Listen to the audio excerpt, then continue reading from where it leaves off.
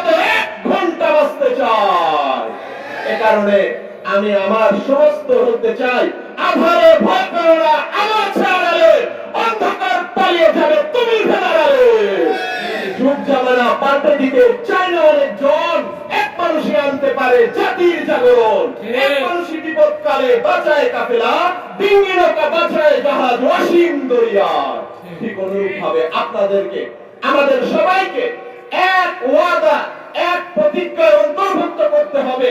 আলা লাহুল খালক ওয়াল আমর, এই জমিন যার, এই জমিনের উপরে আইন চলবে তার। কি বলেন, ঠিক না? এই জমিন কার?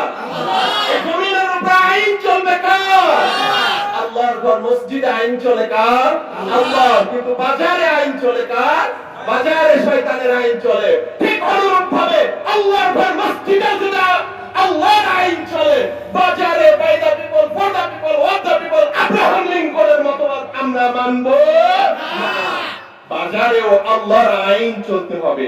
এ কারণে সম্মানিত সুধী এবং উপস্থিতি, আমি আপনাদেরকে সবাইকে বিনয়ের সঙ্গে বলতে চাই, আপনারা দেখছেন দীর্ঘ 15.5 বছরে টাকা দিয়ে দুর্নীতিবাজ কিনা যায়, টাকা দিয়ে স্বৈরাচারের দোসরদেরকে কিনা যায়, টাকা দিয়ে দুর্নীতিবাজের দোসরদেরকে কিনা যায়, টাকা দিয়ে ইসলাম কিনা যায়, টাকা দিয়ে গরু ছাগল কেনা যায়, টাকা দিয়ে ইসলামী আন্দোলনের একজন কর্মীকে কেনা যায় না।